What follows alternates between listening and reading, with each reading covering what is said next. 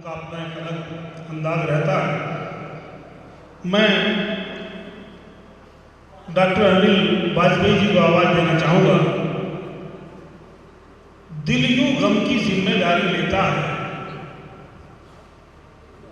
जैसे कोई रिस्क जुआरी लेता है। दिल यूं गम की जिम्मेदारी लेता है जैसे कोई रिस्क जुआरी लेता है। आंसू क्यों आते हैं मैं बतला दूं क्या, गम आंखों से तह बाजारी लेता है, गम आंखों से तह बाजारी लेता है। तो एक मुश्किल काम है हंसाना। वाजपेयी जी को मैं निवेदन करूंगा कि थोड़ा सा और हंसाएं, हंसी बहुत जरूरी है। डॉक्टर अनिल वाजपेयी आज इस मंच पर हमारे सुंदरयाल जी जो हास्य कवि, उनसे ओज की रचना पढ़ रही है। मैं ओज का कवि, उससे हास्य, ठीक है, हमारे जैसा मंच का आदेश है। लेकिन उसके बाद में एक रचना जरूर मैं पढ़ूंगा और शुरू में मैं चाहता हूँ कि कुछ शब्दों से आपको जोड़ता हूँ। सुनिए।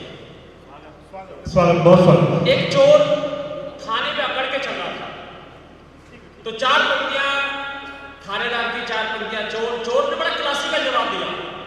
चोर का अगर जवाब अगर आपको अच्छा लगे तो आप लोग तालियों से आदेशित करना। सुनिएगा कि बेड़ियों में चोर देख बोला एक थानेदार। बच्चों सुनना जरा। थानेदार में चोर अकड़ के चल रहा था थाने में, चार पंक्तियां थानेदार की, चार पंक्तियां चोर ने क्लासिकल जवाब दिया। सुनेगा कि बेड़ियों में चोर देख बोला एक थानेदार, बड़ी मुश्किल से तू पकड़ में आया है। बेड़ियों में चोर देख बोला एक थानेदार, बड़ी मुश्किल से तू पकड़ में आया है। तन कर चलना है सख्त अपराध यहाँ, लगता है ससुराल पहली बार आया है। कि बेड़ियों में चोर देख बोला एक थानेदार, बड़ी मुश्किल से तू पकड़ में आया है। तन कर चलना है सख्त अपराध यहाँ, लगता है ससुराल पहली बार आया है। तो चोर बोला पूरी बात सुनिएगा थानेदार। चोर की बात पे आपको हाथ तालियों के लिए खोलने। चोर बोला पूरी बात सुनिएगा थानेदार, चोर बोला पूरी बात सुनिएगा थानेदार। बंदा यह ससुराल कई बार आया है, आया जिस बार यहाँ मिलता था कोई और, पहली बार चोर को तो सारा मिल पाया है।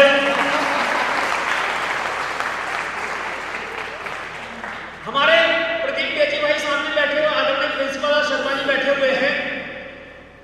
मैं बेजी साहब के घर पे गया, मेरी धर्मपत्नी गई। धर्मपत्नी ने चौके का मुआयना किया, बर्तन बड़े साफ सुथरे थे। चार पंक्तियां मेरी धर्मपत्नी की, डॉक्टर आनंदा वाजपेयी की, और चार पंक्तियां भाभी जी की। जो तालियों के आपके लिए हाथ खोलने वो प्रदीप बेजी भाई, इनके भाभी जी के लिए खोलने। सुनिएगा। लेकिन एक बात तो बताओ, भाभी जी को हमसे मिलवाया नहीं, वो वहीं छोड़ जाएगा नहीं?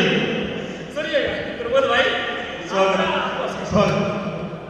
कि चांदी सी चमकती है, बर्तन बड़े साफ सुथरे थे। चार पंक्तियां मेरी धर्मपत्नी, इसमें आपको तालियां नहीं बजानी है, क्योंकि ये एक प्रश्न है कि चांदी सी चमकती है कुकर कढ़ाई देखो, कि चांदी सी चमकती है कुकर कढ़ाई देखो। आप मुझे भाभी यह राज बतलाइए, बदला है बार बार मैंने काम वालियों को, कौन सी है आती जरा मुझे मिलवाइए। कि चांदी सी चमकती है कुकर कढ़ाई देखो, आप मुझे भाभी यह राज बतलाइए, बदला है बार बार मैंने काम वालियों को, कौन सी है आती जरा मुझे मिलवाइए। तो मंद मंद हंसकर भाभी ने जवाब दिया। अगर क्लासिकल जवाब हो तालियां नीचे प्रदीप के लिए। मंद मंद हंसकर भाभी ने जवाब दिया, कि मंद मंद हंसकर भाभी ने जवाब दिया, चिंता वाली बात नहीं मत घबराइए, काम वाली बाइयों का कुछ भी भरोसा नहीं, एक बार पतिदेव को भी आजमाइए।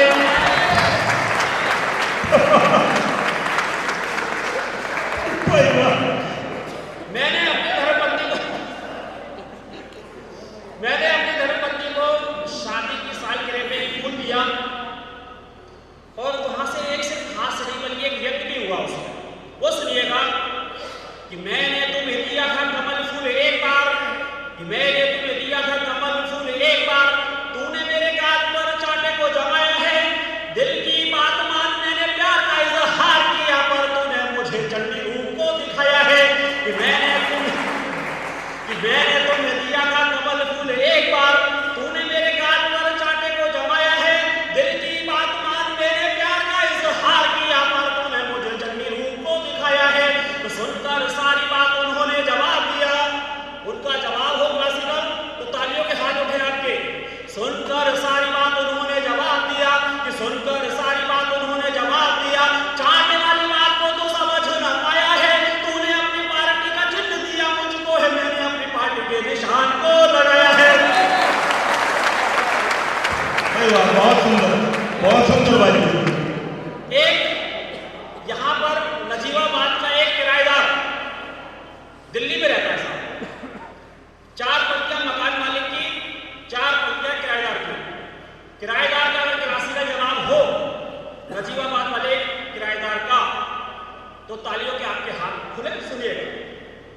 कि 1 साल बाद बोला मालिक मकान वाला, बिल्कुल सही घटना है, दिल्ली की घटना है, यहाँ नजीबाबाद का किराएदार रहता है दिल्ली में, कि 1 साल बाद बोला मालिक मकान वाला, कि 1 साल बाद बोला मालिक मकान वाला, हाउस रेंट मेरा आप जल्दी से चुकाइए। 1 साल बाद बोला मालिक मकान वाला, हाउस रेंट मेरा आप जल्दी से चुकाइए, काफी बनती है भाई रेंट की रकम मेरी, आधी आप दीजिएगा, आधी भूल जाइए। 1 साल बाद बोला मालिक मकान वाला, हाउस रेंट मेरा आप जल्दी से चुकाइए, काफी बनती है भाई रेंट की रकम मेरी, आधी आप दीजिएगा, आधी भूल जाइए। तो बढ़िया सा ऑफर देख बोले हुए है भाई साहब। अब नजीबाबाद वाले किराएदार का तालियों के लिए आपके हाथ खड़े, बढ़िया सा ऑफर देख बोले हुए है भाई साहब, कि बढ़िया सा ऑफर देख बोले हुए है भाई साहब, 16 दूनी 8 आप मुझे ना बढ़ाइए, ऑफर में बात आप कीजिए समानता की, आधी भूले हम, आधी आप भूल जाइए। क्या बात है। ये सिलसिला बहुत लंबा चल सकता है, लेकिन एक रचना के लिए मैं चाहता हूँ आपसे, पढ़िए ये पढ़िए। आप देख रहे हैं बच्चों को अगर कोई संदेश न दे तो कविता का उद्देश्य अधूरा रहता है। ये यहाँ पर प्रांगण में मैं देख रहा हूँ चंद्रशेखर आजाद की तस्वीर है, सामने यहाँ पर सरदार भगत सिंह की है, और यहाँ पर बाबू सुभाष, गांधी जी और मदन मोहन मालवीय बहुत चित्र है यहाँ पर। चूंकि समय कम है तो सामने हमारे चंद्रशेखर आजाद और यहाँ पर सामने सरदार भगत सिंह, मैं उनकी बात करता हूँ। अगर आप बच्चों सुनना चाहते हैं पर तालियों से मुझे आदेशित कर दो। बच्चों, जब आजादी का सवेरा हुआ, सूरज ने करवट बदली, एक अगलाई लेकर क्षितिज की गोद में आ गया, मंद मंद समीर बहने लगी, झरनों की कलकल ने संगीत उत्पन्न किया, पंछी घोंसले से बाहर निकले, उन्मुक्त होकर के नील गगन में उड़ान भरी, ढोलकों की थाप में पूरा देश झूम उठा। यह देश वीर जवानों का, अलबेलों का, मस्तानों का, मेरे देश के यारों क्या कहना, जहां डाल डाल पर सोने की चिड़िया करती हो बसेरा, वो भारत देश मेरा, जहां पांव में पायल, हाथ में कंगन, हो माथे पे दुनिया, it happens all in India. बैलों के गले में जब घुंघरू जीवन का राग सुनाते हैं, गम दोष दूर हो जाता है, खुशियों की कमर मुस्कुराते हैं, सुन के रहट की आवाजें यूं लगे कहीं शहनाई बजे, आते ही मस्त बहारों का दुल्हन की तरह हर खेत सजे। जैसे गीत हवाओं में मिल गए, फिजाओं में मिल गए, लेकिन धीरे धीरे हमने गायकों को भूलने लगे। हमारा नायक कौन है? चंद्रशेखर आजाद, सरदार भगत सिंह, ये हमारे नायक है। तब 2 पंक्तियां कहना चाहता हूं। हमारे नायक महाराणा प्रताप हैं, अब्राहम लिंकन। बच्चों, जब अमेरिका से चले तो उन्होंने कहा, मां तुम्हारे लिए भारत से क्या लेकर आऊं?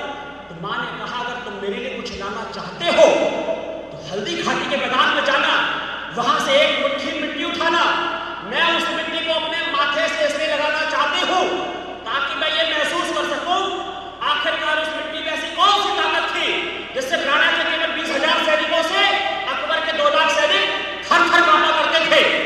तब 2 पंक्तियां कहना चाहता हूं महाराणा प्रताप के लिए, आपके हाथ उठे तालियों के लिए।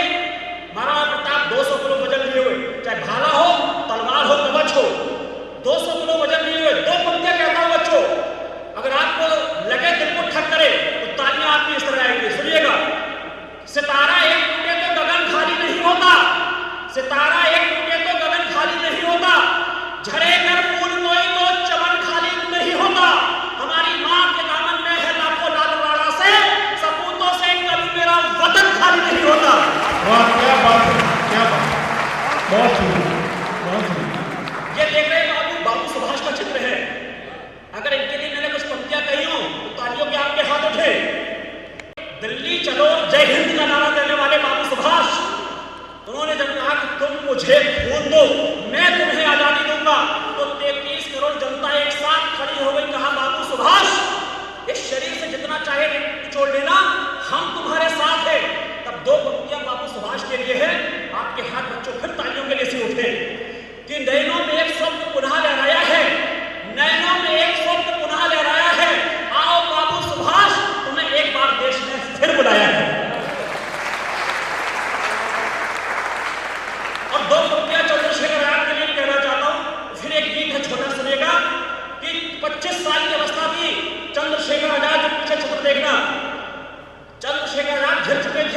गोलियां फिरंगियों की ओर से भी चल रही थी, गोली आजाद की ओर से भी चल रही थी। आजाद की ओर से गोली चलने का मतलब था एक गोली एक मौत।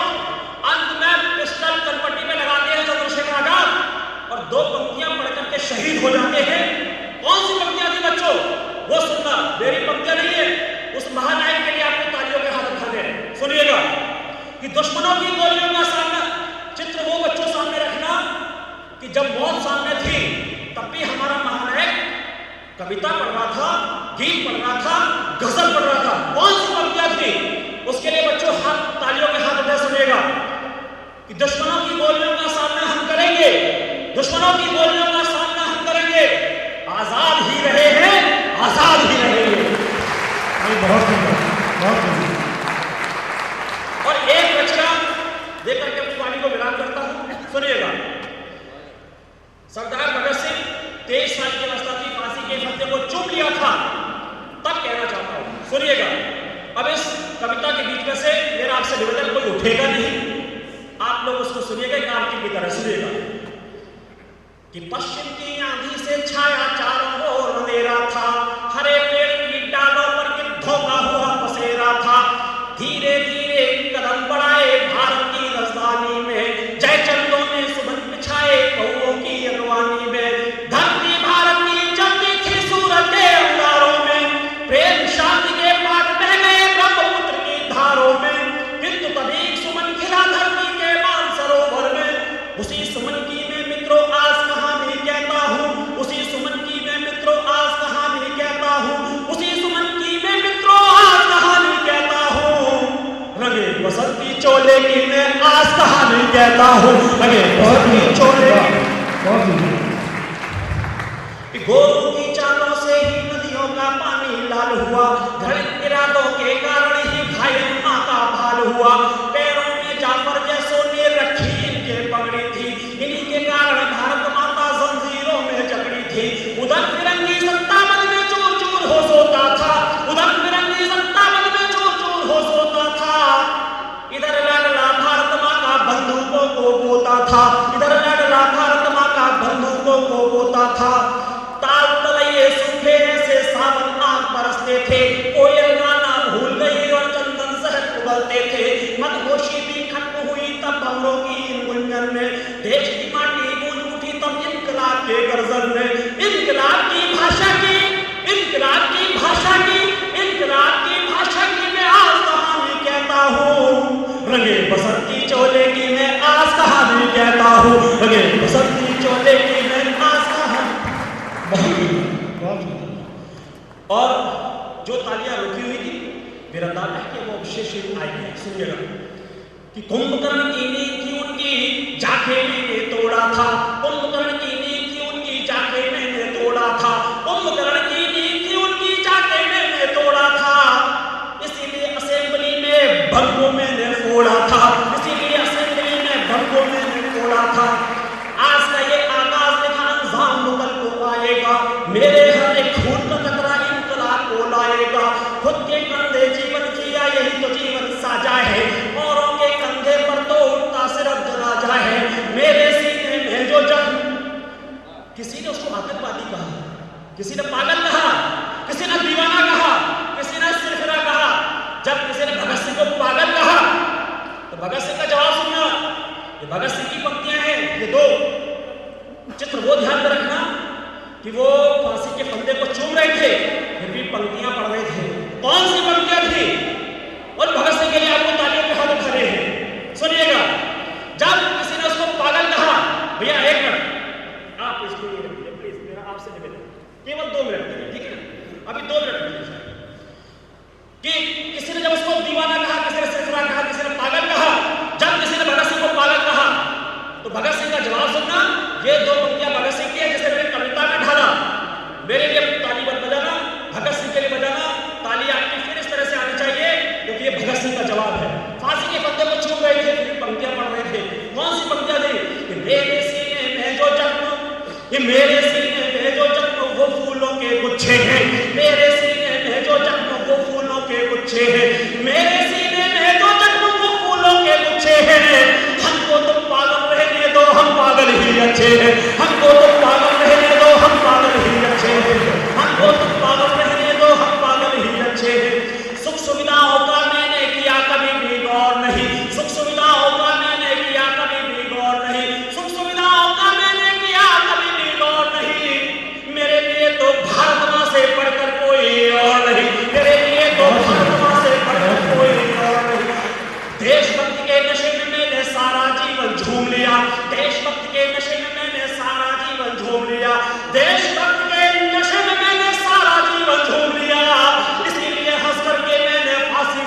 चूम लिया, इसीलिए फांसी फंदा चूम लिया। हरे और सफेद रंग में, अब ये तिरंगे के नाम आपकी पंक्तियों की तालियां नीचे, कि हरे और सफेद रंग में केसरिया को खोला है, हरे और सफेद रंग में केसरिया को। फांसी के फंदे को चूम रहे थे, फिर भी तिरंगा उनके जेहन में था सुनेगा कि हरे और सफेद रंग में केसरिया को खोला है, हरे और सफेद रंग में केसरिया को खोला है, हरे और सफेद रंग में केसरिया को खोला है। इसीलिए शरीर पर मेरे रंगा बसंती चोला है, इसीलिए शरीर पर मेरे रंगा बसंती चोला है। पर्वत सागर आसमान में इस एक नारे से पूरा देश जाग गया था। इस एक नारे के साथ पूरे 33 करोड़ लोग जाग गए थे। मैं देखना चाहता हूं कि नजीबाबाद के गणमान्य लोग, बच्चे कितना जागते हैं। जितना जागोगे ताली बजाना इस नारे के लिए। सुनिएगा कि पर्वत सागर आसमान में गूंजा है बस यही निनाद, पर्वत सागर आसमान में गूंजा है बस यही निनाद, पर्वत सागर आसमान में गूंजा है बस यही निनाद, पर्वत सागर आसमान में गूंजा है बस यही निनाद। इनकलाब है जिंदाबाद, इनकलाब है जिंदाबाद, इनकलाब है जिंदाबाद, इनकलाब है जिंदाबाद। इनकलाब की भाषा की, इनकलाब की भाषा की, इनकलाब की भाषा की मैं आज कहानी कहता हूँ, रंगे बसंती चोले की मैं आज कहानी कहता हूँ।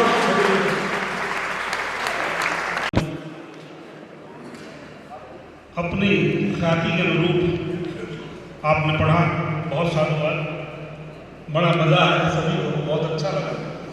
और एक बहुत प्यारी सी आवाज़ हमारे बीच में है जिसे हम मयंक शर्मा के नाम से जानते हैं। मुरादाबाद से हमारे बीच है और मैं 4 पंक्तियाँ अपनी मयंक शर्मा को देना चाहता हूँ। चलो तुम दाम में चलता रहूंगा, चलो तुम दाम में चलता रहूंगा, ले जख्मी पाँव में चलता रहूंगा। जमाने के सभी सूरज समझ लें,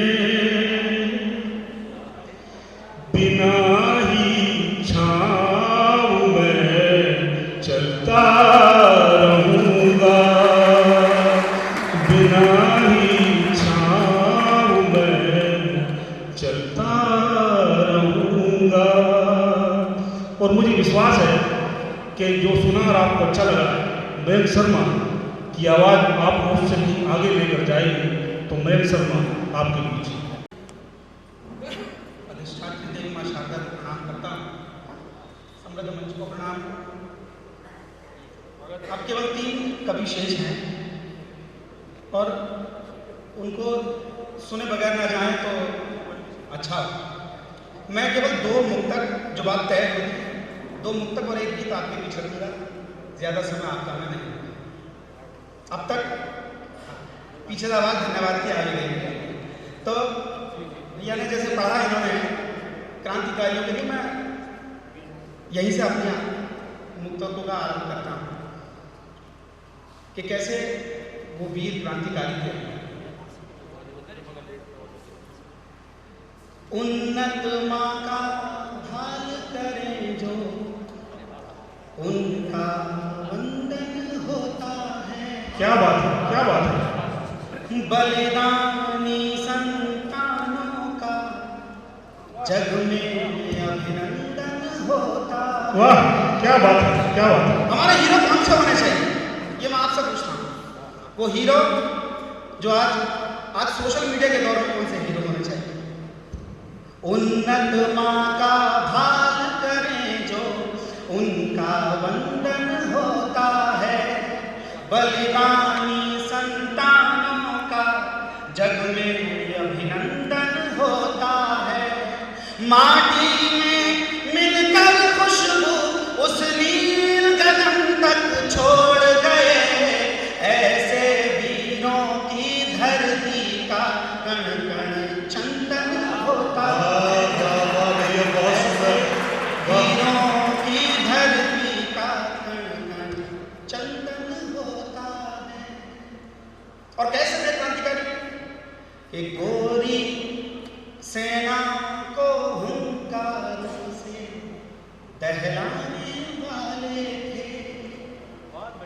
दाग गुलामी वाला अपने खून से धोने वाले थे, गोरी सेना को हुंकारों से दहलाने वाले थे। दाग गुलामी वाला अपने खून से धोने वाले थे, उनको कौन डरा सकता था आजादी की खातिर, जो संगीनों के आगे अपनी छाती रखने वाले थे। संगीनों के आगे अपनी छाती रखने वाले। बहुत बहुत धन्यवाद। ये तो मुझे मालूम नहीं, लेकिन शायद कितने मंचों पर मैंने वो गीत प्रस्तुत किया है। आज मुझे लगता है कि पहली बार ये जो बच्चे बैठे हैं इनके बीच में उस गीत का वाचन करूंगा, तो शायद सबसे उपयुक्त स्थान ये आज का ही है। एक आह्वान का गीत है, दादा बाल कवि बैरागी की पंक्तियां हैं कि ये घड़ी बिल्कुल नहीं है शांति और संतोष की, सूर्य निष्ठा संपदा होगी गगन के कोश की। यह धरा का मामला है, घोर काली रात है, कौन जिम्मेवार है ये सभी को ज्ञात है। रोशनी की खोज में किस सूर्य के घर जाओगे, दीप निष्ठा को जगाओ अन्यथा मर जाओगे। वाह! मैं वो निष्ठा के आपके बीच चलाने आया हूं। मेरा अगर गीत का एक शब्द, कोई पंक्ति, कोई चरण अगर आपको लगे तो आप मुझे आशीर्वाद जरूर दें। पीछे से स्नेह और आगे से आशीर्वाद की आकांक्षा मेरी पे गीत आगे तक। शब्द का आरंभ मृतिका, एक शब्द है मृतिका जिसको मिट्टी कहते हैं, बस एक से गीत का आरंभ। मृतिका की सर्जना में तेल बाती साजन, एक दीपक तुम बनो तो एक दीपक मैं बनूं। मृतिका की सर्जना में तेल बाती साजन, एक दीपक तुम बनो तो एक दीपक मैं बनूं। एक दीपक तुम बनो तो एक दीपक मैं बनूं। बहुत बढ़िया। और दीपक कैसा है? एक दीपक प्रेम का हो, एक हो विश्वास का। शुष्क रेतीली धरा पर बारिशों की आस का। एक दीपक तुम के जो निर्मल करे अंतःकरण, एक दीपक मैं जिससे ज्ञान का हो जागरण। एक दीपक में जले हर दोष बोले मिथ्या का, एक दीपक जो जले हर द्वार पर आतिथ्य का। दूर तुमसे होते मेरे फिर मैं भला तुम क्यों जानूं। एक दीपक तुम बनो तो वाह! एक दीपक मैं बनूं।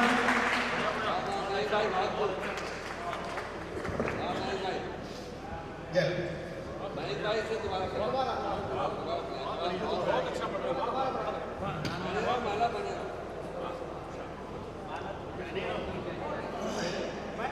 अगला चलो। स्वागत भाई। वो अगला आलाप उससे भी बहुत अच्छा है, आप सुनिए। मैं जी कोई बात नहीं, पढ़िए पढ़िए। एक दीपक प्रेम का हो, एक हो विश्वास का। शुष्क रेतीली धरा पर बारिशों की आस का। एक दीपक तुम के जो निर्मल करे अंतःकरण, एक दीपक मैं जिससे ज्ञान का हो जागरण। एक दीपक में जले हर दोष बोले मिथ्या का, एक दीपक जो जले हर द्वार पर आतिथ्य का।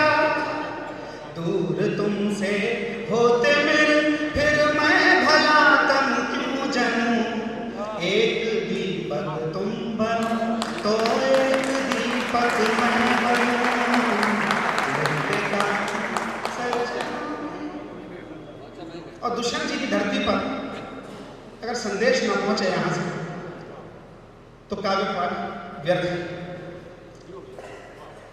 एक दीपक से प्रकाशित कर, बहुत सुंदर है। एक दीपक से प्रकाशित धर्म का हो आचरण। यहाँ धर्म से मजहब नहीं है। धर्म से ये मैं अपने बच्चों को बता दूं कि धर्म से आपका उत्तरदायित्व है, आपकी जिम्मेदारी है। वो चाहे क्या बात है, क्या बात है। वो चाहे समाज के प्रति हो, चाहे राष्ट्र के प्रति हो, चाहे पूरे विश्व के। एक दीपक से प्रकाशित धर्म का हो आचरण, आचरण की शुद्धता व्यभिचार का कर दे क्षरण। मैं जला कर राख कर दूं पापियों के पाप को। क्या बात है। तुम हरो करुणा दया से दीन के संताप को। संघर्ष जिसकी संपदा एक तुम जो आंधियों में क्या बात है। रहे जलता सदा। हो जहां तक भी अंधेरा रोशनी को ले चलूं। एक दीपक मैं बन। भाई एक बार जोरदार तालियां मंच की जरूर होनी चाहिए।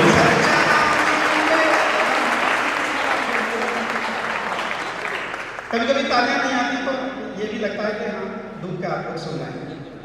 गीत का अंतिम चरण, ये भी सही कहा, ये भी होता, ऐसा भी होता। गीत का अंतिम चरण, और हम अपने सैनिकों को याद करें।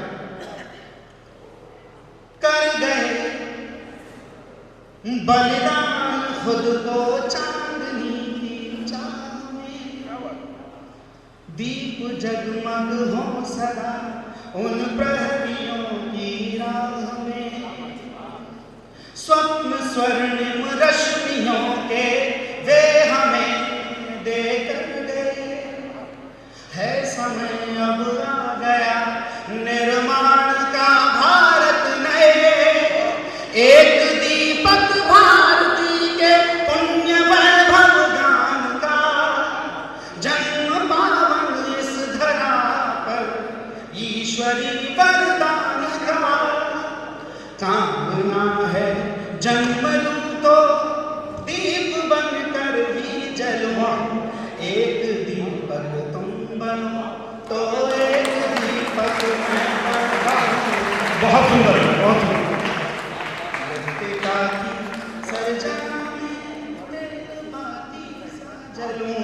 वाह एक दीपक तुम बनो तो भाई, क्या बात है।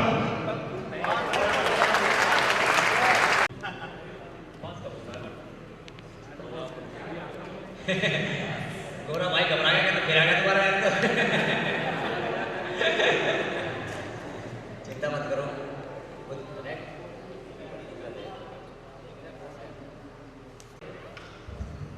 आपको पता ही चल गया है कि प्रमोद जी की अगुवाई में मैं खड़ा हुआ हूँ। प्रमोद जी की तारीफ मुझे इसलिए भी करनी पड़ेगी, इन्होंने ही बुलाया मुझे। अब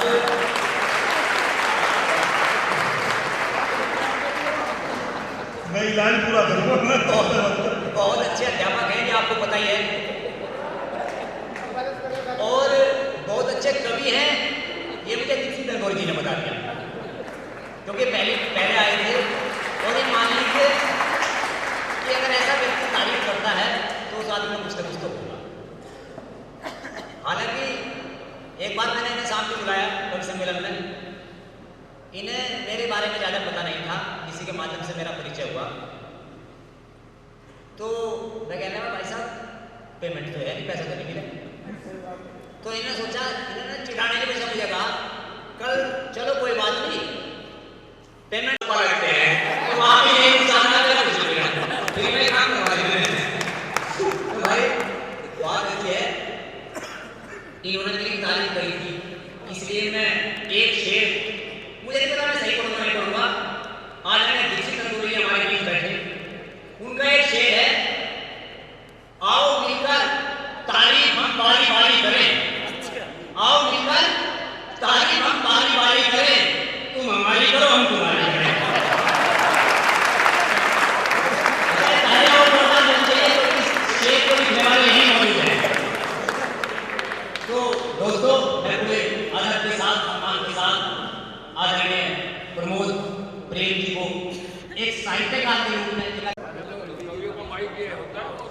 ठीक है सर, इसी से पढ़ा जाएगा। अब पहले तो सुन लिया की बात जो इन्होंने कही है, मैं वही से बात अब शुरू करूँगा। हाँ ठीक है सर, वैसे तो धनपुरी जी की जहाँ उपस्थिति है वहाँ गज़ल कहना अपने आप में खतरे से खाली है नहीं, कि वो गज़ल का इंस्टीट्यूशन है और एक सूरज है जिसकी रोशनी में न जाने कितने नन्हे गज़लकार, कितने सितारे जगमगा रहे हैं। जब उनका नंबर आएगा तो मैं आपको उनके बारे में तफसील से बताऊंगा। तो मैं अपनी बात 4 पंक्तियों शुरू करता हूँ। न जाने क्यों संवारा जा रहा है मेरे सच को उभारा जा रहा है। न जाने क्यों संवारा जा रहा है मेरे सच को उभारा जा रहा है। मुझे दस्तार बांधी जा रही है या मेरा सर उतारा जा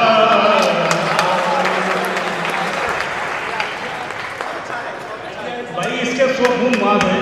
ये हमारा सहपाठी भी है और रिश्तेदार भी है। घर में यदि साला हो तो परेशान तो करता ही है। शेर पढ़ रहा है। धन्यवाद। तो एक गजल के 2-4 शेर अपनी नजर में करना चाहता हूँ।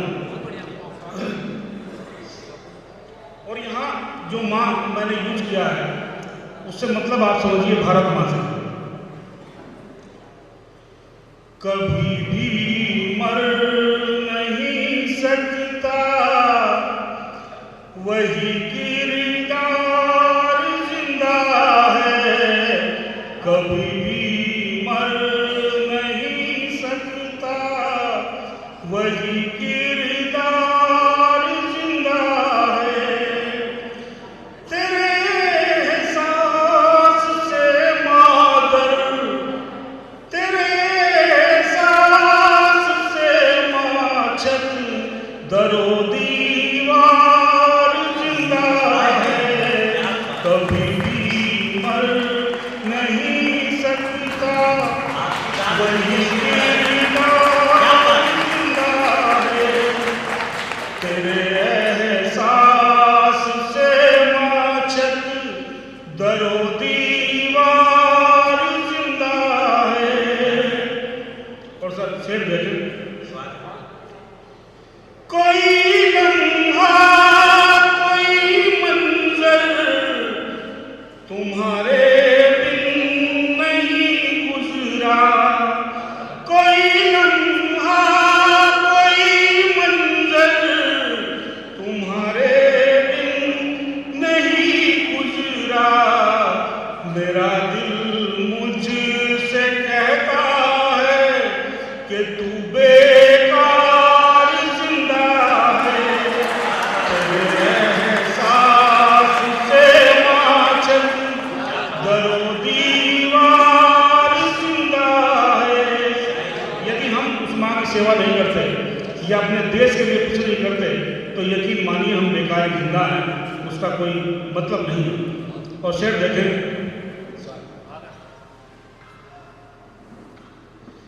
वो हर बंदा वतन का है पराया हो नहीं सकता। वो हर बंदा वतन का है पराया हो नहीं सकता। है जिसके दिल में भारत माँ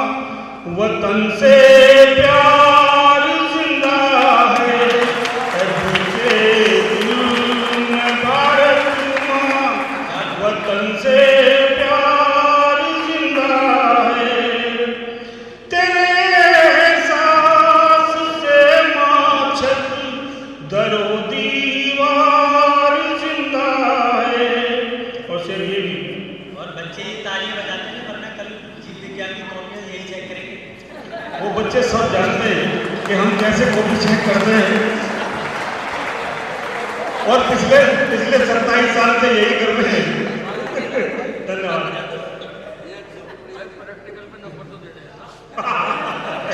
वो तो इनका अधिकार है सबके लिए। वतन में हर तरफ चिंता नहीं है बेफिक्र कोई, और यदि कोई दिखता है तो बताइएगा।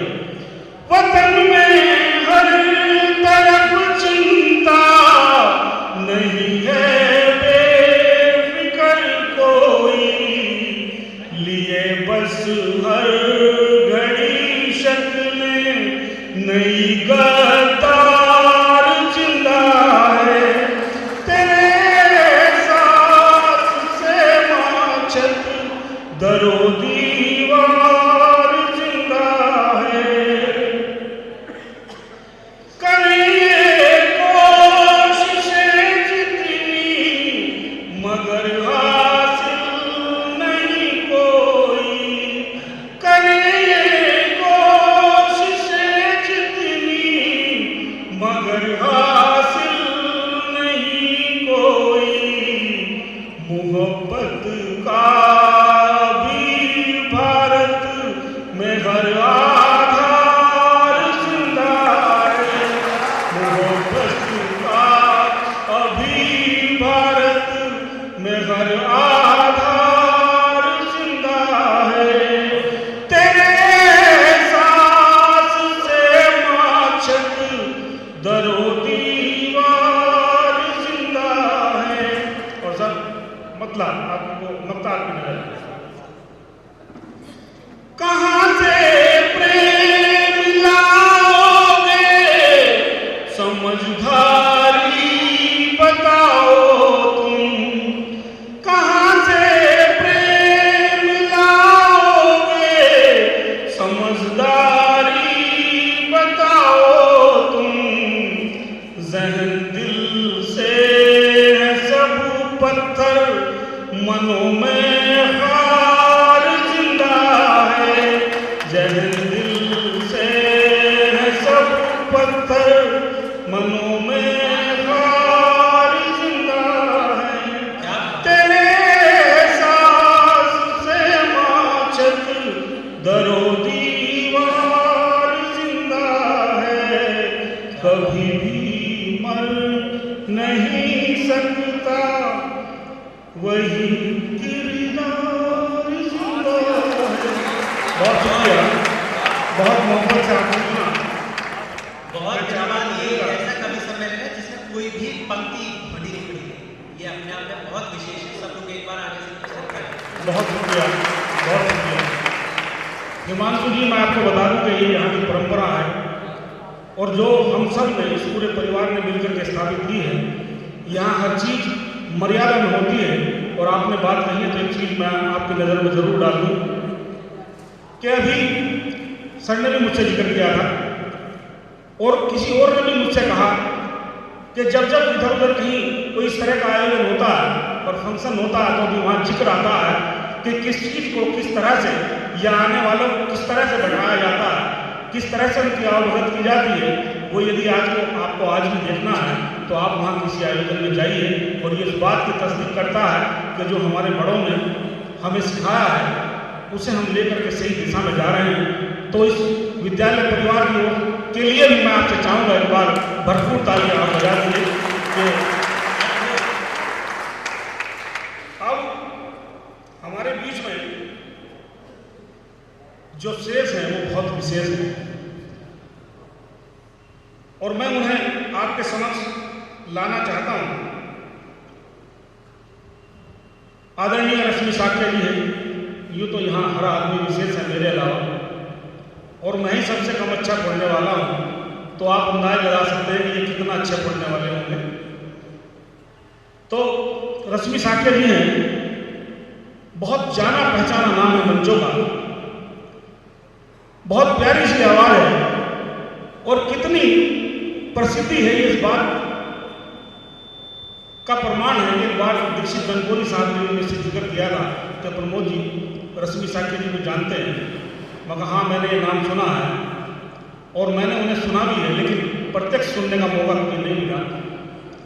एक शख्स यहाँ मौजूद है गौरव विवेक, वो हमारा छोटा भाई भी है और बड़ा संयोजक भी है, जगह जगह उसका नाम आता है और मुझे उसे इस तरह से संबोधित करने में कोई हिचक नहीं है, क्योंकि वो छोटा है और उस प्यार का वो हकदार है। तो उनके माध्यम से मुझे उनका नंबर मिला तो फिर मैंने संपर्क करने की कोशिश की, व्यस्त थी, लेकिन जब बताया कि बहुत अच्छा मर्यादित यहाँ आयोजन होता है तो मैंने कहा मैं जरूर आपको यहाँ पहुँचेंगे और गौरव विवेक जी उन्हें लेके आए, इसके लिए हम उनका भी आभार व्यक्त करते हैं, साधुवाद देते हैं। तो 4 पंक्तियाँ मैं उन्हें भी देना चाहता हूँ। ख्वाब की तरह हकीकत से बुना जाए मुझे, ख्वाब की तरह हकीकत से बुना जाए मुझे, कोई मुश्किल की घड़ी हो तो चुना जाए मुझे। ख्वाब की तरह हकीकत से बुना जाए मुझे, कोई मुश्किल की घड़ी हो तो चुना जाए मुझे, और सिर्फ आवाज ही मेरी पहचान नहीं है, मेरी आवाज से आगे भी सुना जाए मुझे। सिर्फ आवाज ही मेरी पहचान नहीं है, मेरी आवाज से आगे भी सुना जाए मुझे। तो रसूल साकिब जी आपके बीच हैं और बाकी की कहानी वो खुद बयान करेंगे। के बीच में बहुत अच्छा सुन रहे हैं और ख़ास तौर से जो प्यारे बच्चे हैं वो सबको मैं विशेष साधुवाद देना चाहती हूँ, क्योंकि वो नई पीढ़ी है हमारे, जिनके अंदर कविता सुनने का, कविता गुनने का और भविष्य में न जाने कितने इनमें संरचनाकार पैदा होंगे। मैं आप सभी को साधुवाद देती हूँ। मैं गाजीपुर के उस जनपद से आती हूँ। गाजीपुर एक ऐसा जनपद है जिसको गायांचल यानी सबसे पिछड़ा जिला कहा जाता है और लहरी काशी भी कहा जाता है। गंगा के तट पर बसा हुआ मेरा शहर है। माँ गंगा की जो विडंबना है, और यहाँ विद्यालय के प्रबंधक महोदया बैठी हैं, तमाम मातृशक्ति यहाँ अध्यापिकागण बैठी हैं, उनके हवाले से नारी जीवन की विडंबना और गंगा की विडंबना को एक साथ बांटने की कोशिश करती हूँ। पंक्तियाँ अच्छी लगे तो मंच का आशीर्वाद और आप सबका आशीर्वाद मिले, पढ़ती हूँ, सुनिएगा। अपना घर द्वार अपना पता छोड़कर, अपना घर द्वार अपना पता छोड़कर, स्वर्ग के वैभवों की छटा छोड़कर, अपना घर द्वार अपना पता छोड़कर, स्वर्ग के वैभवों की छटा छोड़कर, जब भगीरथ ने मुझको पुकारा यहाँ, मैं चली आई शिव की जटा छोड़कर। जब भगीरथ ने मुझको पुकारा यहाँ, मैं चली आई शिव की जटा छोड़कर। और मंच पर मेरे अलावा जो कवयित्री हैं, मैं उन्होंने एक पंक्ति पढ़ी कि सब लोग सीता जैसी पत्नी चाहते हैं और खुद वो कितने राम हैं उन्हें पता है। मैं ये सब तो नहीं जानती, लेकिन मेरा ऐसा मानना है कि भारत का जो इतिहास है, भारत की जो मिथक है, उसमें देखा जाए तो माँ सीता स्त्री के स्वाभिमान की सबसे मजबूत पीठिका है। वहाँ से लेकर के यहाँ जो स्त्रियाँ उपस्थित हैं, उनके हवाले से मैं 4 पंक्तियाँ पढ़ती हूँ। पंक्तियाँ अच्छी लगें तो आप सबका आशीष मिले, सुनिएगा। भला क्यों नायिका कंचन सरीखी कामिनी सी हो, भला क्यों नायिका कंचन सरीखी कामिनी सी हो, प्रखर रवि सी न हो, क्यों चंदनी यामिनी सी हो, सफलता और संघर्षों की क्यों न राजमहिषी हो, सफलता और संघर्षों की क्यों न राजमहिषी हो, भला कब तक तुम्हारी महज अनुगामिनी सी हो। क्या बात है, क्या बात, बहुत सुंदर, वाह। बहुत खूब। सफलता और संघर्षों की क्यों नाराज महर्षि हो, भला कब तक तुम्हारी महज अनुगामिनी सी हो। मैं सच दोबारा मैं ये कहना चाहूँगी कि सच में बहुत अच्छा आप सब सुन रहे हैं और बच्चे आप सबको बहुत बहुत साधुवाद, वाकई आप बहुत अच्छा सुन रहे हैं। 4 पंक्तियाँ अपने स्वाभिमान की आप सबके बीच में पढ़ती हूँ, सुनिएगा। ज़माने भर के दीवाने सभी दिलबर नहीं होते, ज़माने भर के दीवाने सभी दिलबर नहीं होते, जो मेरे साथ चलते हैं सभी रहबर नहीं होते।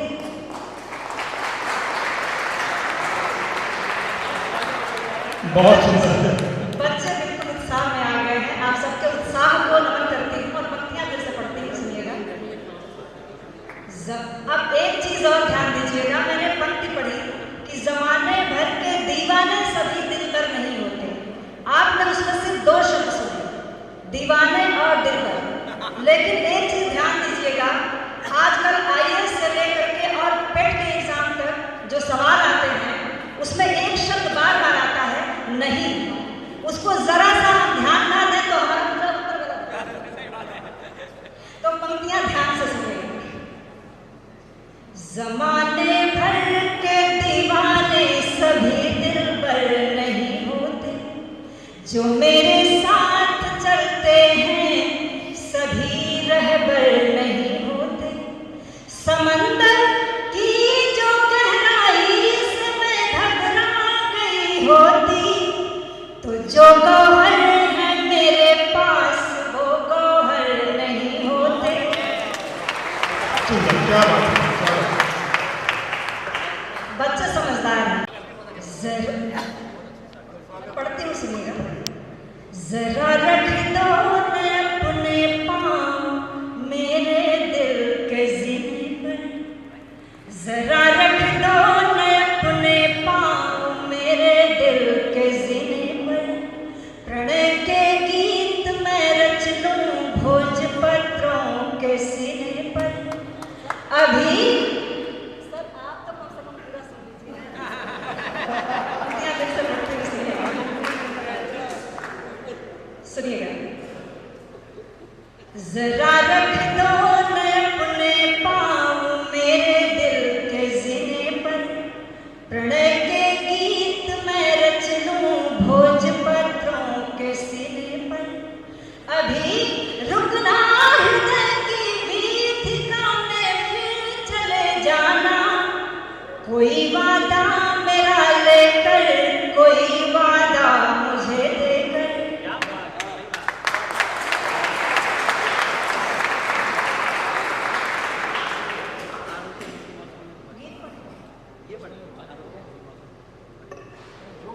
अच्छा, जो आपका मन जो करे, जो आपको अच्छा अच्छा, लगे। हिमांशु भाई ने एक गीत पढ़ा था छोटा सा, और उस गीत में एक शब्द आया था वचन।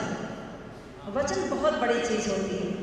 हम सबके जीवन में, हमारे भीतर न जाने कितने दशरथ, कैकेयी, राम, हरिश्चंद्र अलग अलग भूमिकाओं में, अलग अलग वक्त में वो प्रकाशित होते हैं। वहां से 4 पंक्तियां पढ़ती हूँ, सुनिएगा। दिखते हैं फूलों के जैसे लेकिन चिंगारी होते हैं, दिखते हैं फूलों के जैसे लेकिन चिंगारी होते हैं। लाएं उतना धैर्य कहाँ से जितना वे तारी होते हैं, अगर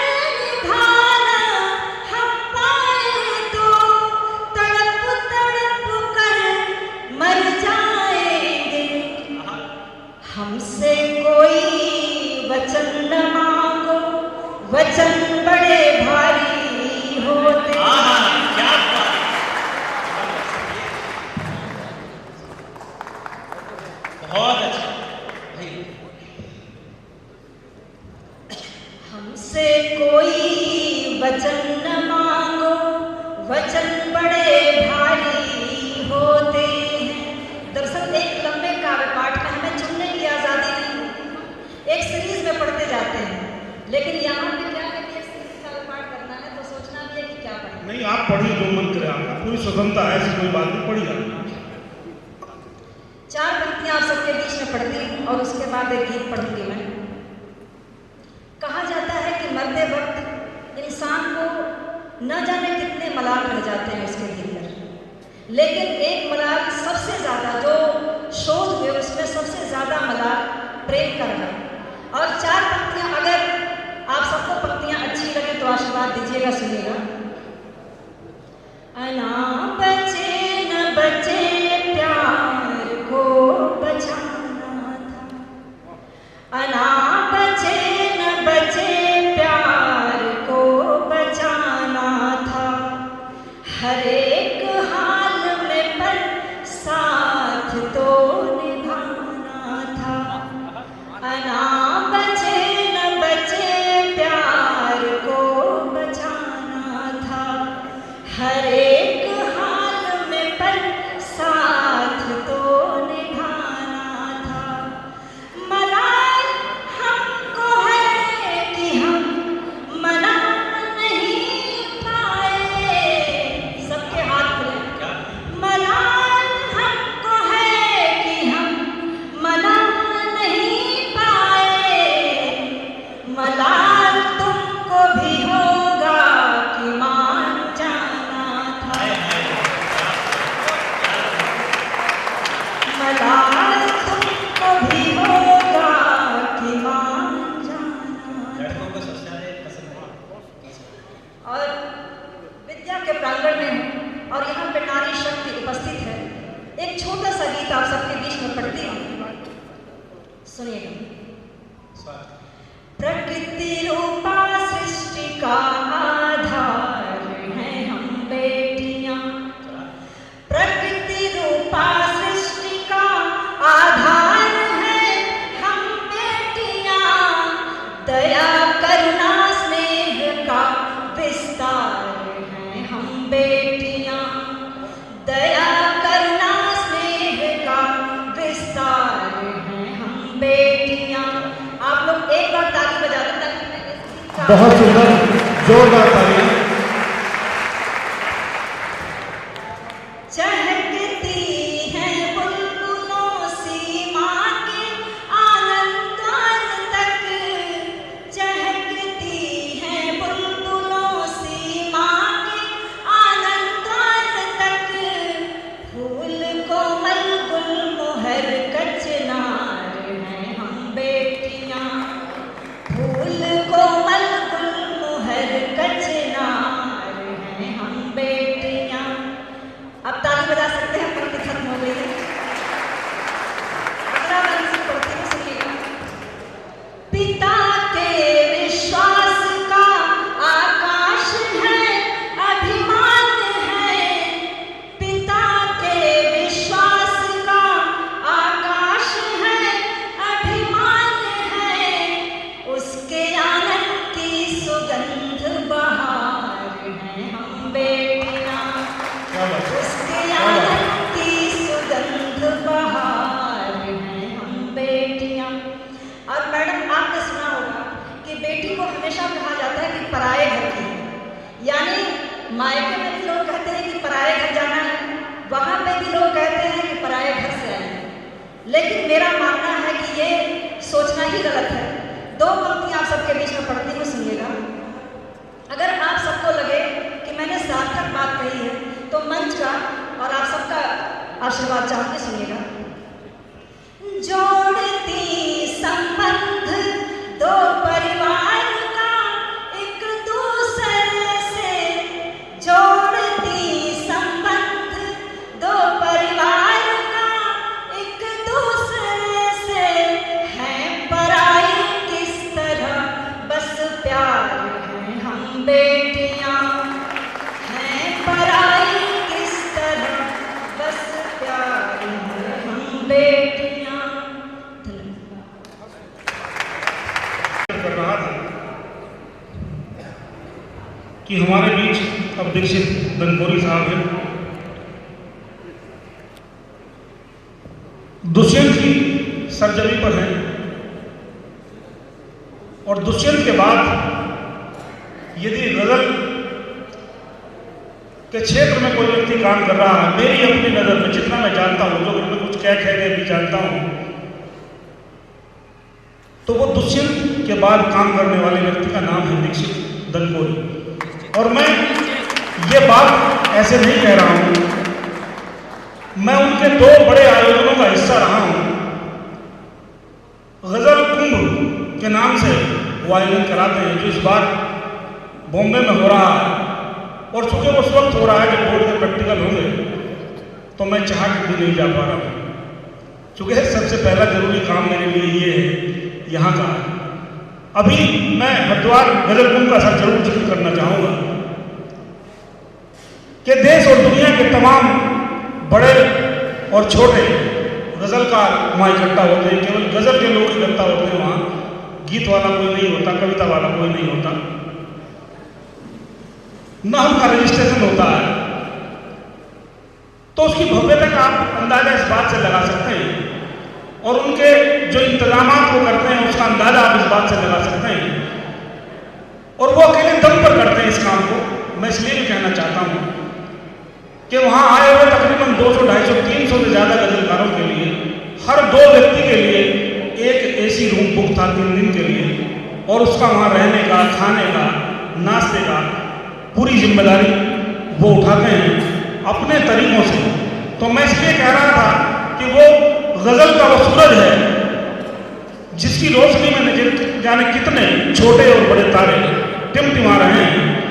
मैं ये पंक्तियां कहना तो नहीं चाहता था, लेकिन जहां रश्मि साकी ने छोड़ा है, जिस तरह की रचनाएं उन्होंने यहाँ पढ़ी, तो मैं उसी से जोड़ता हूं और 4 पंक्तियां देकर के मैं परम आदरणीय दनकोरी साहब को यहाँ आमंत्रित करना चाहता हूं।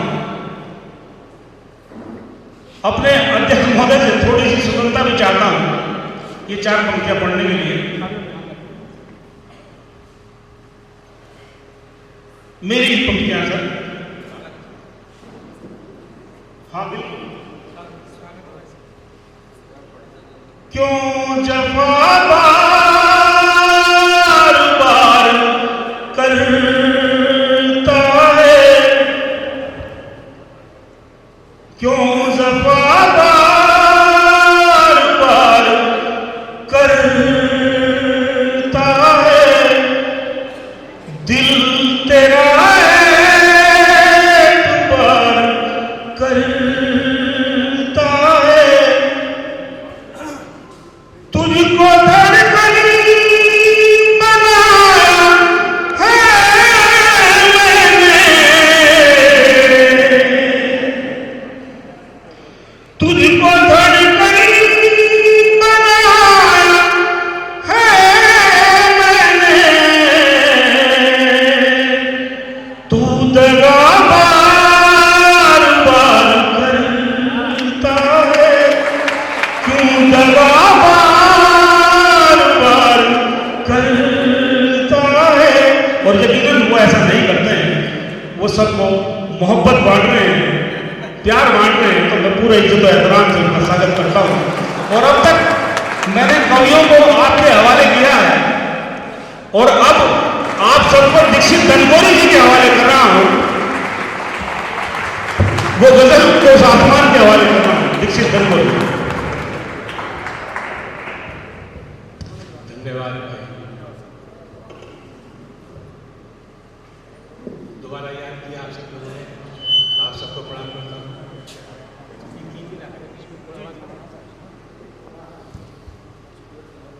बड़ा अच्छा लगता है यार, पिछले 42 सालों से, वर्षों से गजल का साधक हूँ, शायद गजल का दामन पड़ रहा है। कोशिश करता हूँ कहीं कुछ शेर हो जाए। मैं एक निवेदन कर दूँ सबसे पहले, मैं बीच में एक बात भी नहीं कहूँगा आप तारीफ करें, एक बात भी नहीं, क्योंकि मैं गजल की साधना करता हूँ और पूजा की तरह लेता हूँ। आपको आनंद आएगा बजा देना, नहीं तो नहीं बजाना, कोई बात नहीं। मुझे आनंद आएगा तो आपको आनंद आएगा, ये गारंटी है।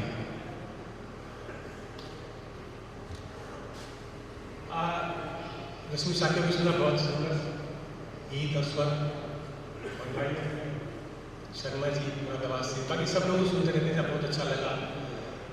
वंदना पढ़ी इन्होंने, सरस्वती वंदना। तो पहले मैं भी एक मजेदार शेर सरस्वती के नाम ही कर रहा हूँ। और प्रेम जी, ये आप करो, ये जो मैं मंत्रा पढ़ रहा हूँ और शेर पढ़ रहा हूँ, अभी तक के 22 साल और 42 साल के कैरियर में मैंने कहीं नहीं पढ़ा। बहुत सारा वंदना के अलावा मजलिस तो गीतकार के साथ बड़े बड़े शब्द आते हैं, मैं तो सिर्फ मजेदार शेर दूंगा।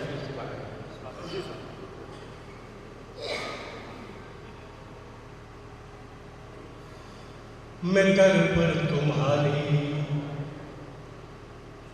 गजल कह रहा हूँ, मैं दर पर तुम्हारी, माँ से कह रहा हूँ, मैं दर पर तुम्हारे गजल कह रहा हूँ, ये दामन पसारे गजल कह रहा हूँ, ये दामन पसारे गजल कह रहा हूँ, मैं दर पर तुम्हारी।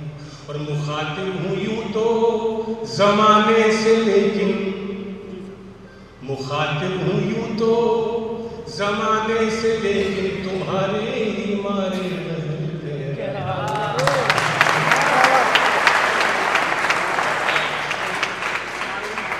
मुखातिब हूँ यूं तो जमाने से, लेकिन तुम्हारे ही मारे गजल कह रहा हूँ।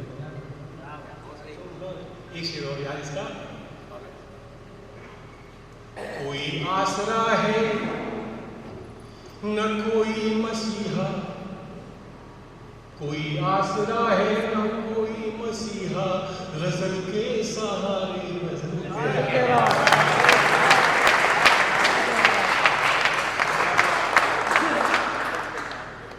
सरस्वती वंदना मैंने अपने शब्दों में ली। अब मैं गजल को बुलाता हूँ साहब, यहाँ आ जाए, मेरे अंदर किया जाए और आपको आनंद आए, मुझे भी आनंद आए। बुलाता हूँ।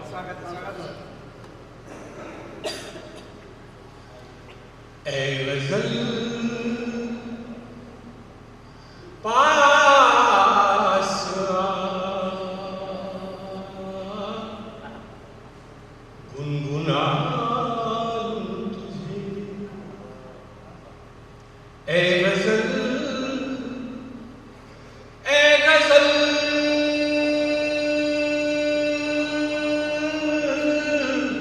पास आ, गुनगुना लूं तुझे, तू सवारे मुझे, मैं सवारे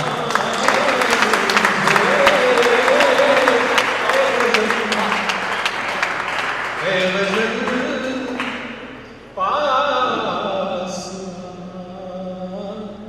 गुनगुना लूं तुझे। गजल को बुलाया मैंने, एक प्रकार से बताऊं करता हूं कि मेरी गजल या नज़्म रुबाई सब मिट्टी।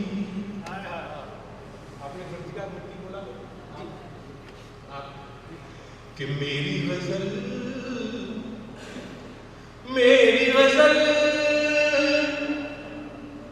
या नज़्म रुबाई सब मिट्टी, तुझ तक ही जब पहुँच न पाई सब मिट्टी।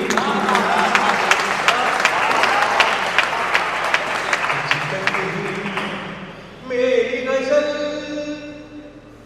या नज़्म रुबाई सब मिट्टी, तुझ तक ही जब पहुँच न पाई सब मिट्टी, तुझ तक ही चलेगा।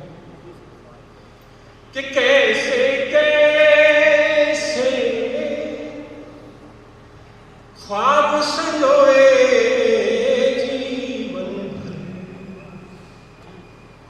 कैसे कैसे ख्वाब संजोए जीवन भर, कैसी कैसी आस लगाई सब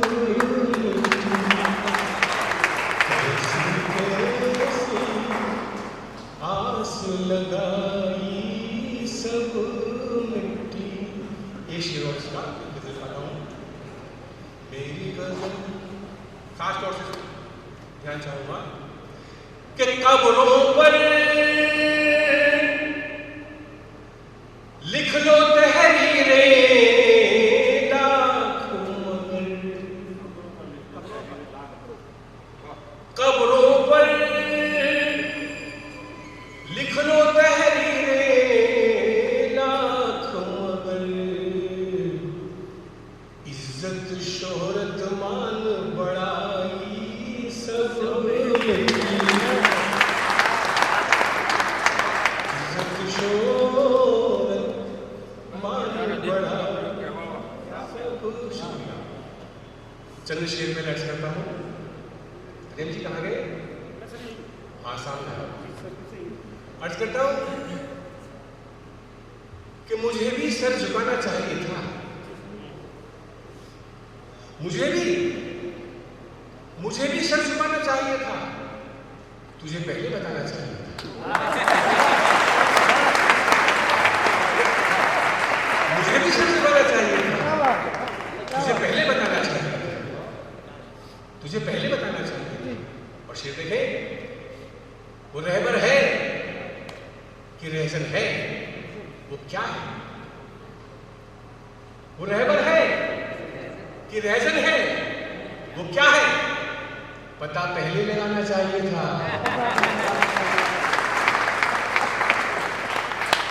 अब एक शेर जिसके लिए मैंने मतलब शेर कहा, मैं इस शेर को जो मैं पढ़ूंगा साहब, जैन समाज में बैठा हूँ साहब, अगर आपकी करुणा को जरा भी उद्वेलित कर दूं, मेरा आना सफल हो जाएगा। वो शेर देखिए साहब, मुझे भी सर झुकाना चाहिए था, तुझे पहले बताना चाहिए था। तड़पता देखकर बोला शिकारी, तड़पता देखकर बोला शिकारी, निशाना चूक जाना चाहिए था।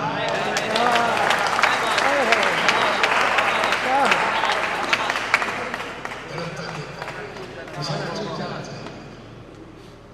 बहरहाल गजल का मतलब पेश करता हूँ साहब, और सबको बात करना चाहता हूँ। जी मैं देख लेता हूँ आपको मतलब करता हूँ, आपका निशाना सही चल रहा है।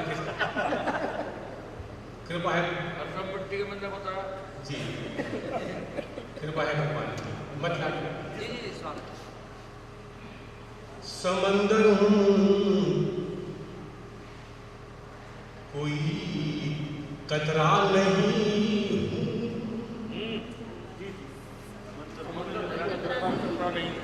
क्या बात? समंदर हूँ कोई कतरा नहीं, तेरे जितना मगर गहरा नहीं। वाह, क्या बात, क्या बात। समंदर हूँ कतरा नहीं, तेरे जितना मगर क्या बात है? गहरा नहीं। शेर करता हूँ, मैं सादा हूँ सजा समरा नहीं, मैं सादा हूँ सजा समरा नहीं, पर इतना भी गया गुजरा नहीं। क्या बात है, क्या बात है, जोरदार ताली, क्या बात है, क्या बात है। मैं सादा हूँ सजा समरा नहीं, पर इतना भी गया गुजरा नहीं, पर इतना भी गया गुजरा नहीं।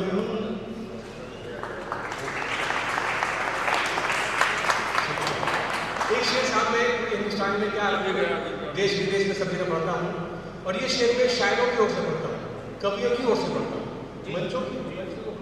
मंच का ध्यान चाहता हूँ खास तौर से। देखिए समंदर हूँ कोई कतरा नहीं, मुझे सुनिए सलीके से अदब से, मुझे सुनिए सलीके से अदब से, मैं शायर हूँ कोई मुजरा नहीं।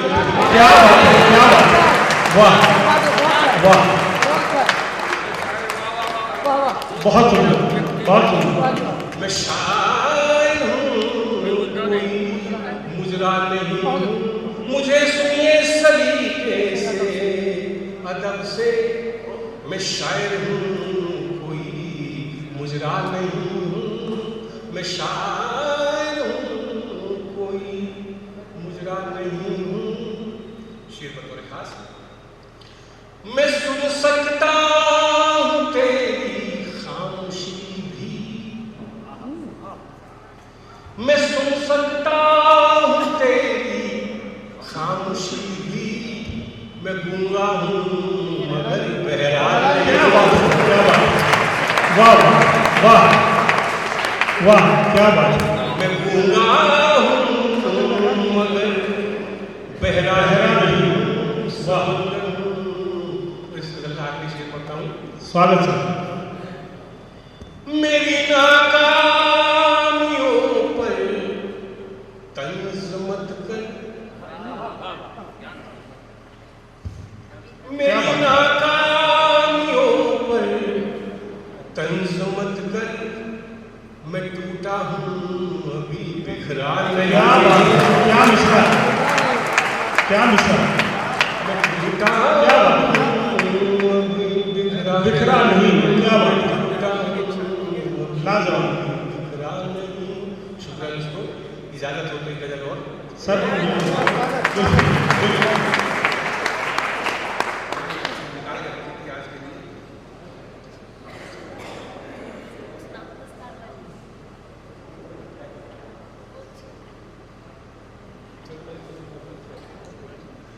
अर्ज करता हूँ साथियों भी यहाँ पे आयोजक बैठे हैं, बड़े बड़े विद्वान बैठे हैं, शायद ये गजल खासतौर से अर्ज करता हूँ।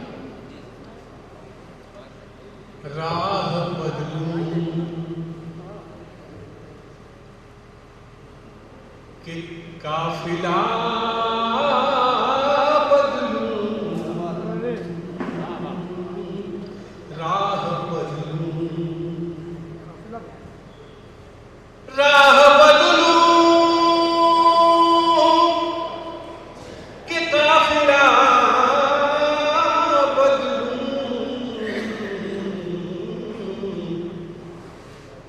इससे बेहतर है रहनुमा। क्या बात है, क्या बात है। इससे बेहतर रहनुमा बदलूं, राह बदलूं। एक शब्द आता है चारागार। चारागार कहते हैं डॉक्टर को, वैद्य को। राह बदलूं, दर्द जाना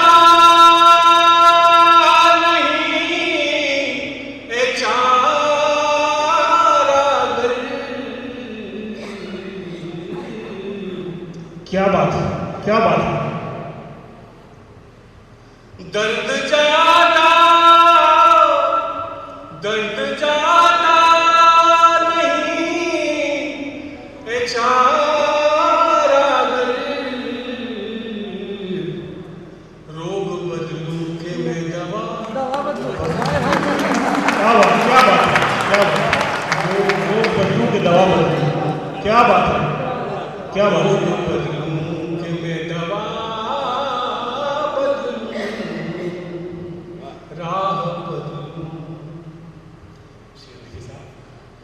स्वागत है। कि फिर वही खुद से रोज का झगड़ा,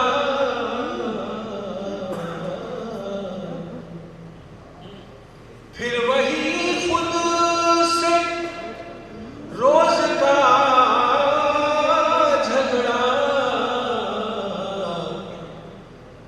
खुद को बदलूं के आईना बदलूं।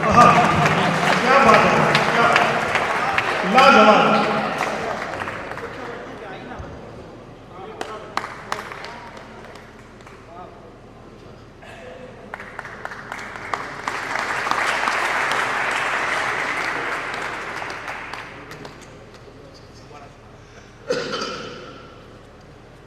फिर वही खुद से रोज का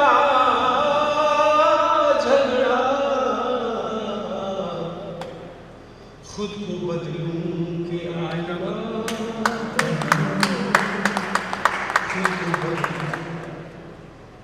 शेर साहब बहुत मेरे मन का दिल पर शेर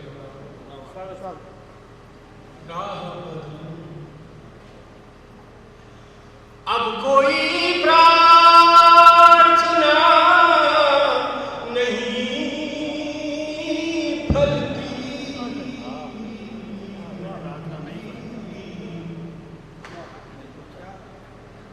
अब कोई प्रार्थना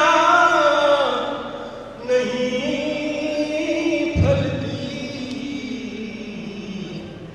शब्द बदलूं के देवता, शब्द बदलूं। अब कोई प्रार्थना नहीं फलती, शब्द बदलूं के देवता बदलूं, शब्द बदलूं। और आखिर शेर साहब सब गजल के जानकार में बैठे हैं, मंच का खास करते हैं। शब्द बदलूं, बहुत स्वागत। जिंदगी थी, जिंदगी थी रदीफ रूठ गई। हाँ, जिंदगी की रदीफ, क्या बात है। जिंदगी की रदीफ रूठ गई, बहर बदलूं के काफिया बदलूं। वाह वाह वाह, लाजवाब, मुकम्मल, उम्दा।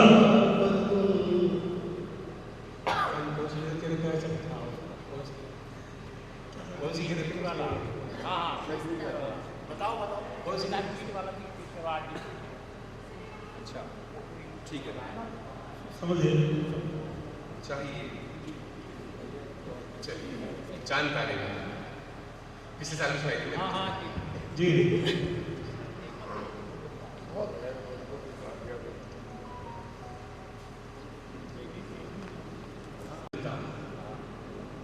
यूं ही भटका नहीं कोई फिरता, घर में रहना घर में रहना। क्या बात है, क्या बात है, क्या बात है, क्या बात है। जगह जगह जा रहे हैं, साथ में सिखाने के साथ अच्छा लगता है। जब मैं तो यहाँ आता हूँ खड़ा, देखिए साहब, जैसे आप लोग देखते हैं ना सब में कौन सी शायर कौन सा कभी अच्छा प्रभावित किया, ऐसे हम लोग भी देखते हैं कि हमें कितना प्यार मिला और हम 10 जगह जाके बताते हैं। और ये तो गिनती सबसे में होता 200-250 लोगों से 2-2, 2.5, 5-5, 10-10, 20,000 बड़े लोगों की इतना प्यार मैं कितना करें।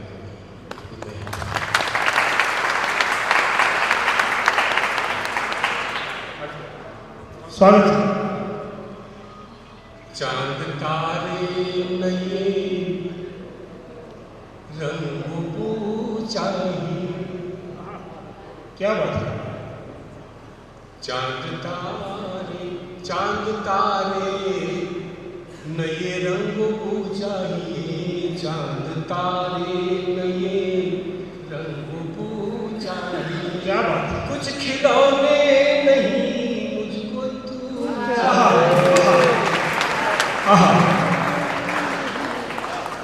कुछ खिलौने नहीं मुझको तू चाहिए, चांद तारे नए रंग चाहिए। अब शेर साहब में पढ़ूंगा, अपना बताने में अच्छा नहीं लगता है कि हमारा शेर सफल हो जाता है तो कहाँ तक पहुँचता है। मैंने शेर पाकिस्तान में पढ़ा था साहब, जो मैं पढ़ूंगा। हम मूर्ति पूजक हैं, खासतौर से जैनी और स्नातक।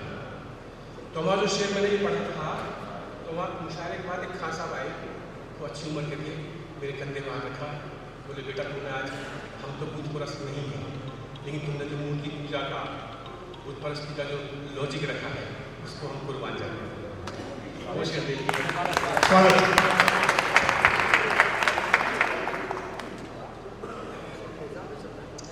चांद तारे नए रंग पूछाई।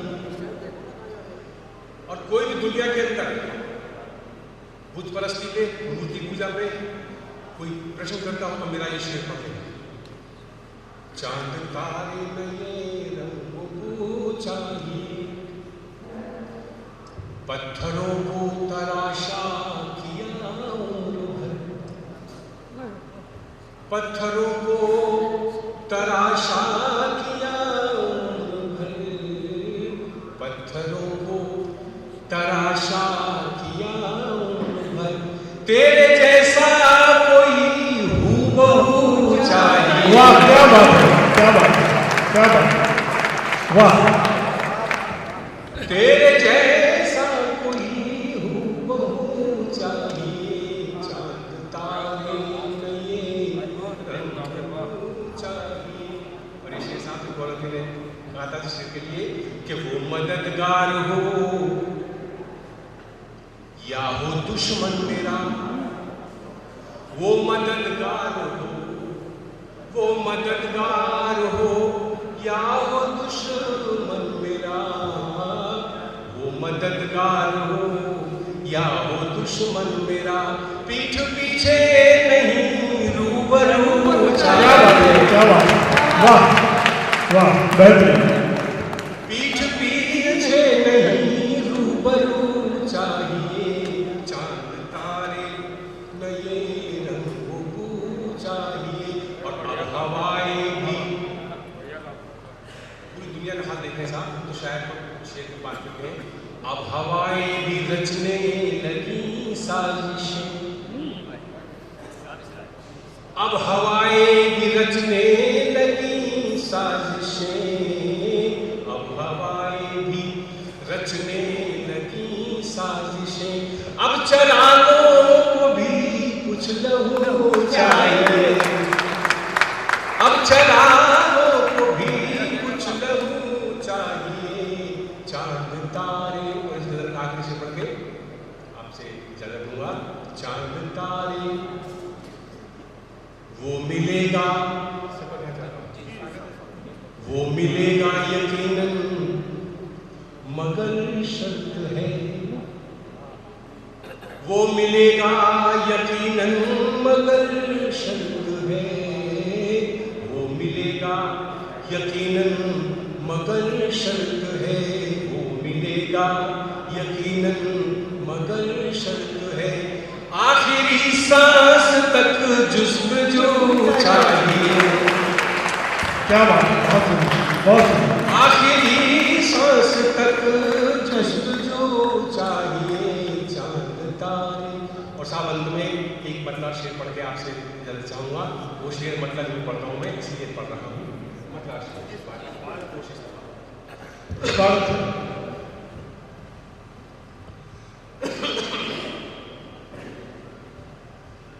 सांस जाती है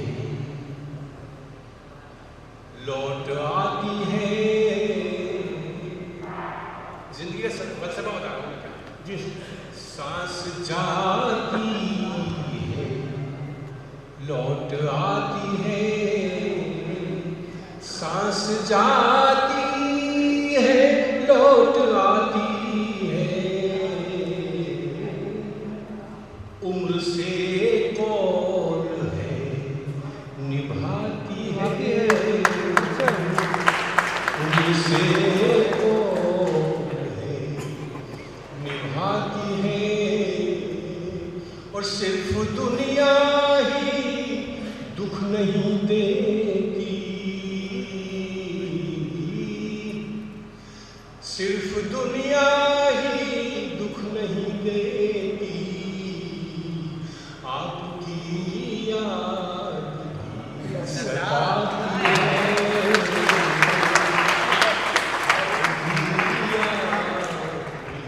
और अपने इस काव्य पाठ का आखिरी शेर, आपकी याद भी सताती है, और मौत को अपनी जान दे दूंगा,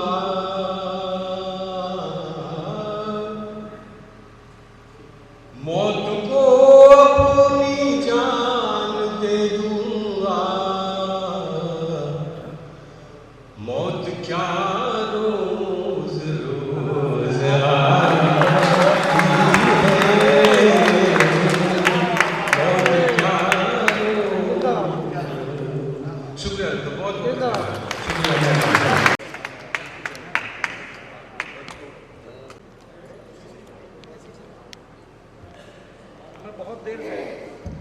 एक भाई जो हमारे बीच हैं और लगातार कवरेज कर रहे हैं पूरी तन्मयता के साथ, पूरी शिद्दत के साथ। काम यदि होता है तो दुनिया तक पहुंचना भी चाहिए और उसे पहुंचाने का काम हमारे प्रिंट मीडिया से लोग करते हैं, विजुअल मीडिया से लोग करते हैं। तो मैं दिल की गहराइयों से, मैं नाम तो नहीं ले पा रहा हूँ, नौशाद भाई हमारे बीच हैं, मैं दिल की गहराइयों से उनके इसके प्यार के प्रति शुक्रिया अदा करता हूँ। ये पूजा सारा हो गया, कितना अच्छा लगा और हम कहाँ तक सफर रहेंगे। बहुत बहुत शुक्रिया, बहुत बहुत आभार। बच्चे भी पूरी तन्मयता के साथ बैठे रहे, बहुत अनुशासित तरीके से बैठे रहे और उन्होंने इस बात की तस्दीक की कि यहाँ वास्तव में क्या होता है, किस तरह का डिसिप्लिन हमारे यहाँ रहता है। एक बार भी मुझे नहीं कहना पड़ा बच्चों को कि आप शांत हो जाइए, किसी तरह की कोई उन्होंने बात इस तरह की है। तो अपने लिए भी बच्चे एक बार जोरदार तालियां बजा लें, बहुत अच्छी तरह।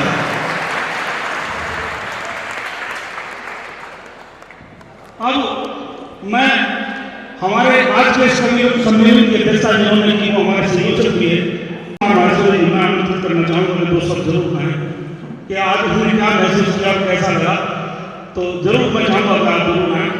हमारी प्रबंध कार्यकारिणी से संतोष जैन साहब भी हैं, तो वो भले ही थोड़ा सा विलम्ब से आए। MTS इंटर कॉलेज के प्रांगण में कवि सम्मेलन का आयोजन किया गया।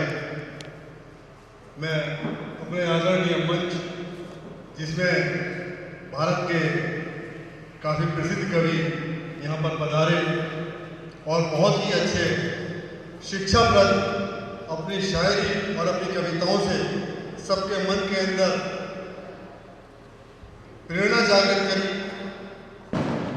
ऐसे ही शांति प्रिय कवि सम्मेलन बहुत कम होते हैं और जिस गंभीरता के साथ हमारी श्रोतागणों ने आपको सुना, यह शायद आपको बहुत कम देखने को मिलता हो।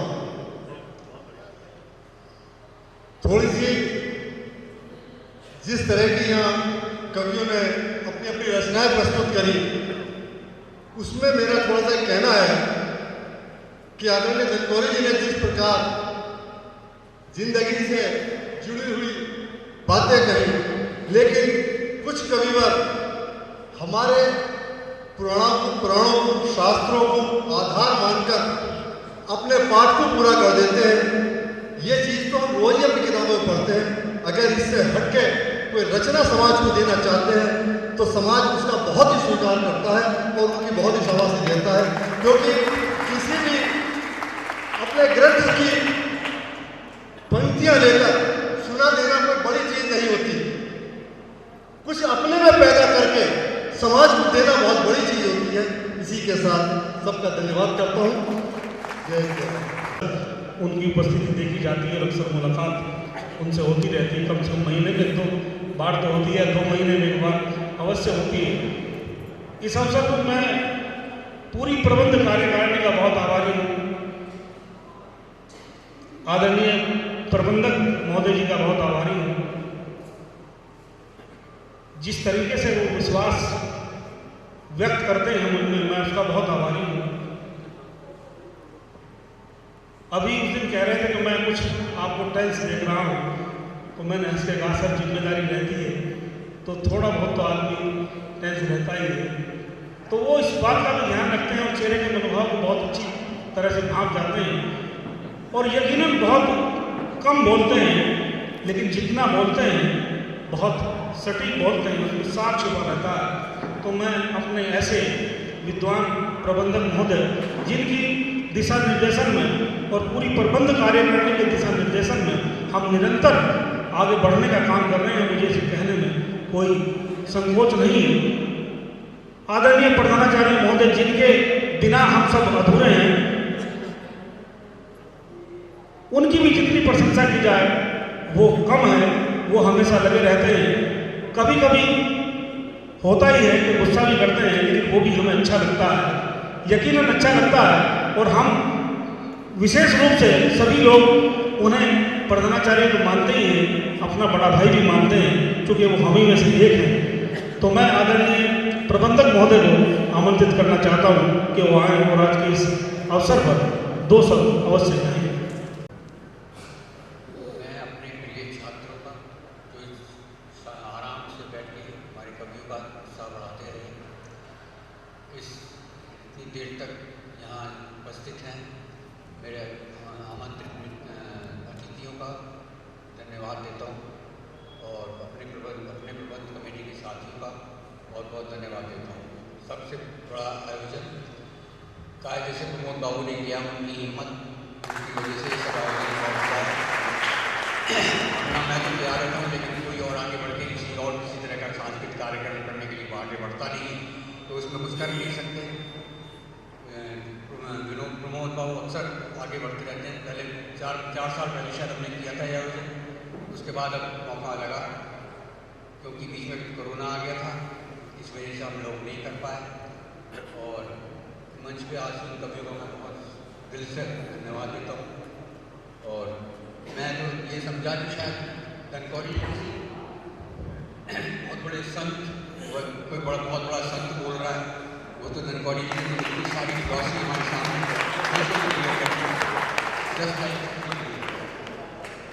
तो मैं सबका बहुत बहुत धन्यवाद देता हूँ जिन लोगों ने आकर और यहाँ उपस्थित होकर इस आयोजन को सफल बनाया।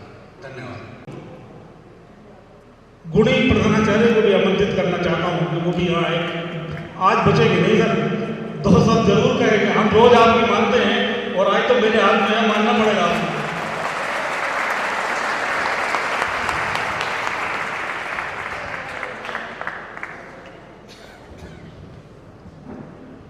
सम्मानित प्रबंध समिति के सभी सदस्य, MDS के पूरा स्टाफ, बाहर से पधारे व्यक्ति, प्यारे छात्रों और सबसे ज़्यादा सम्मानित ये मंच, जिन्होंने आज पूरे कार्यक्रम की बहुत अच्छी सभा दी।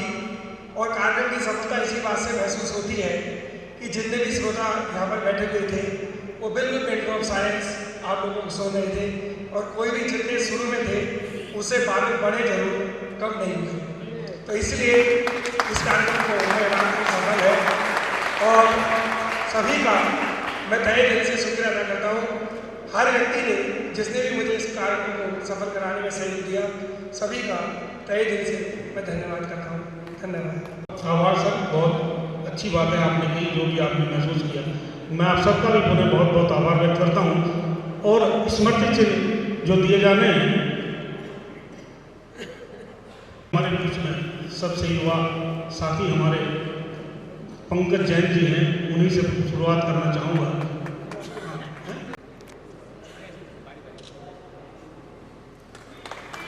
मैं आदरणीय रश्मि साहब जी को बुलाना चाहूँगा वो आ जाए और इन्हें ये स्मृति चिन्ह देने के लिए आदरणीय श्रीमती सर।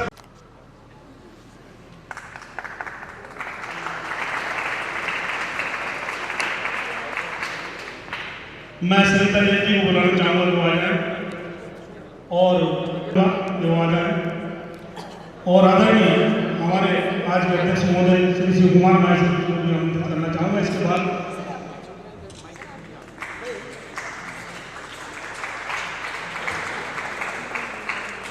पूरे विद्यालय परिवार की ओर से सब उनका सीधा संग्रामी मैं आदरणीय लाउटी जी को आप प्रदान करें।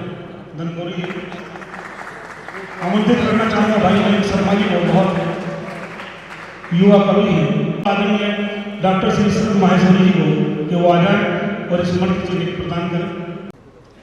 भाई मयंक शर्मा जी को स्मृति चिन्ह प्रदान करेंगे प्यारे परिवार को। मैं बुलाना योगेंद्र सुद्रियाल जी को और आदरणीय श्री संतोष जैन साहब को बुलाना चाहूँगा कि वो आ जाए और एक स्मृति चिन्ह प्रदान करें। भारद्वाज को हमारा सबसे छोटा बीच में आना है। मैं चाहूँगा कि प्रधानाचार्य जी आप सबके साथ मिलकर के इन्हें प्रदान करें। एक और हस्ताक्षर हमारे बीच में है विनीत जैन ओम प्रकाश जी को, मुझे याद है। मैं भाई अनिल योगी जी विनीत विरुद्ध को ये स्मृति जैन विद्यालय परिवार की और हमारे बीच में हैं ओम प्रकाश कल्याणी जी, वो प्रदान करें जी।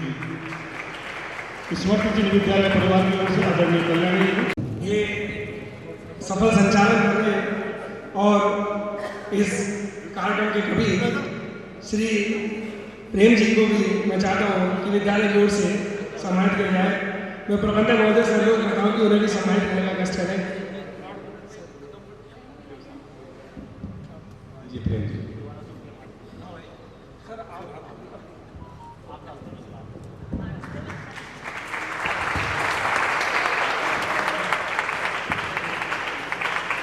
की समाप्ति पर सहभोज का आयोजन है।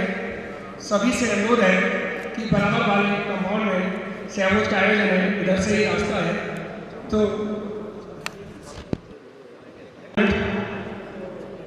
और उनकी विशेषता यह है कि बहुत काम करते हैं साहित्य के लिए, तो बिना श्रोताओं के दुकान चलता नहीं है।